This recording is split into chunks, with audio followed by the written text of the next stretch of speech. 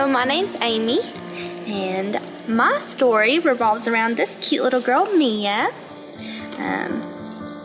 It all started before she was even born. It took us 9 months to even get pregnant with her. And then even though my pregnancy was going wonderful, no signs of any problems at all, my water broke way too soon. And little did we know, if your water breaks, you don't necessarily have to deliver your baby. So I sat in the hospital for 2 weeks with her still cooking in my belly. Everything was going great. The only problem with that was I was all the way in Knoxville and all my family were here in Crossville, and so that was kind of a struggle, and all this was, scary as can be. And I know that when all of this began, that was one of the first blessings that God gave me, definitely, but my whole family. We immediately reached out and asked for everyone to start praying, and from that moment on, throughout my whole entire experience that I went through with her, I know that God was with me the whole time, because I always kept him within arm's reach so I wouldn't get extremely upset and scared, because that would have been very easy to do.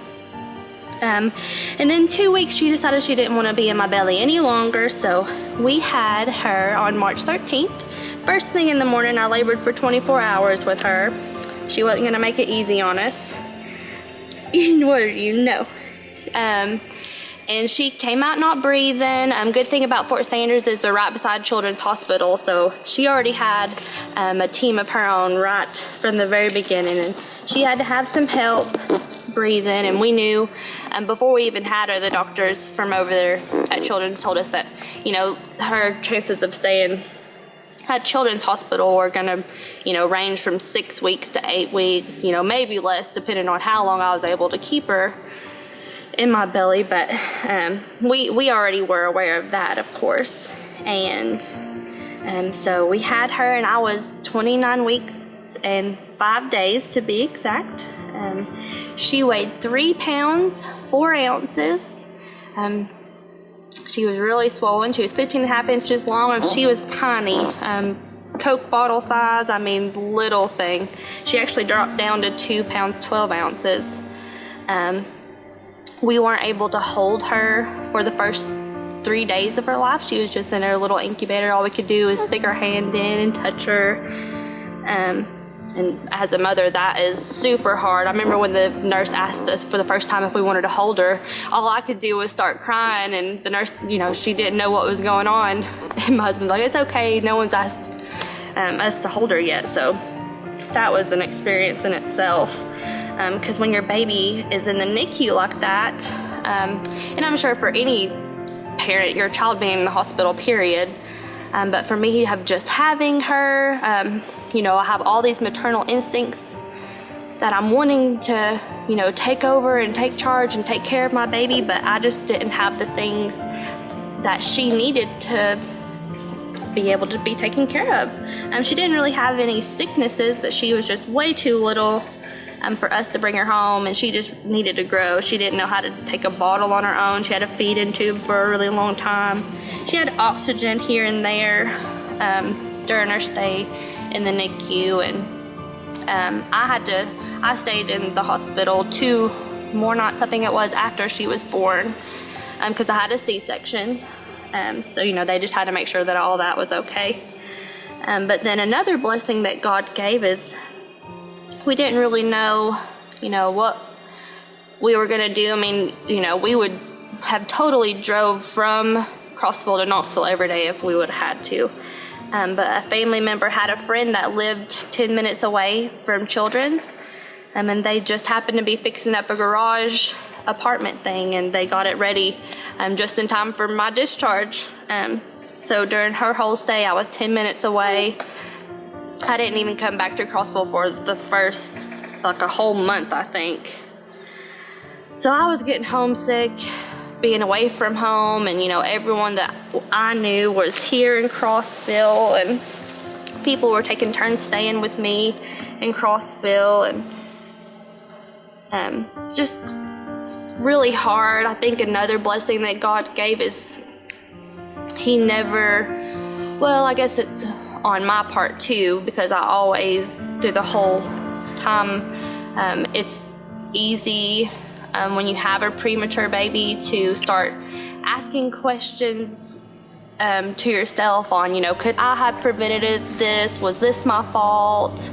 And actually we found out that during my C-section I have an abnormality. I only have half of a uterus, which we won't go into details, but the fact that I didn't have a lot more complications than I did, or any life-threatening problems when I was pregnant with Mia, is huge. And so that's just another gift from God, and we are so thankful for that.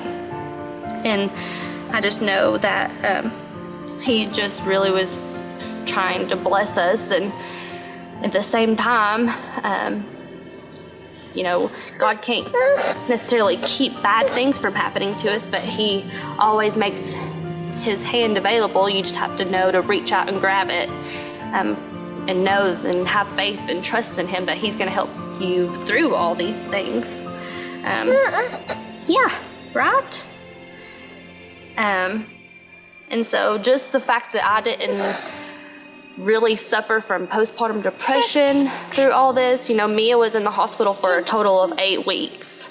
I would be fine on days, and there was days that I really struggled leaving her at the hospital with nurses, which all the nurses at Children's Hospital were phenomenal, and we had, such a great experience with her being there, but just knowing that I was having to go home without my child was so hard, and knowing that they weren't ready to let her go and me take full care of her, me and her father.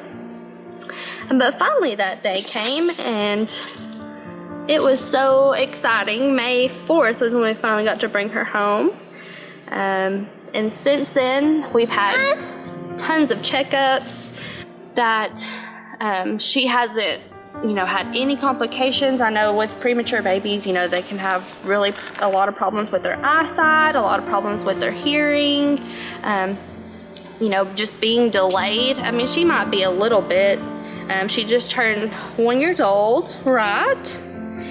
And other than maybe being a little bit petite, I mean, she is doing so good. And we just praise God every day for how much he's blessed us and just giving us this gift, even though it was an experience and a half to go through. I mean, just watching your daughter be such a strong person at such a small, she was little bitty, but she was so strong-willed when she was first born even, and we just, thank God so much for that. And, I wasn't even in the best place with God in my relationship with him whenever she was first born, and so just the fact that you can call on him at any time and he's gonna be there for you is truly amazing. And it's made us reevaluate our lives, and we want to get closer to him, and we've been working on that, and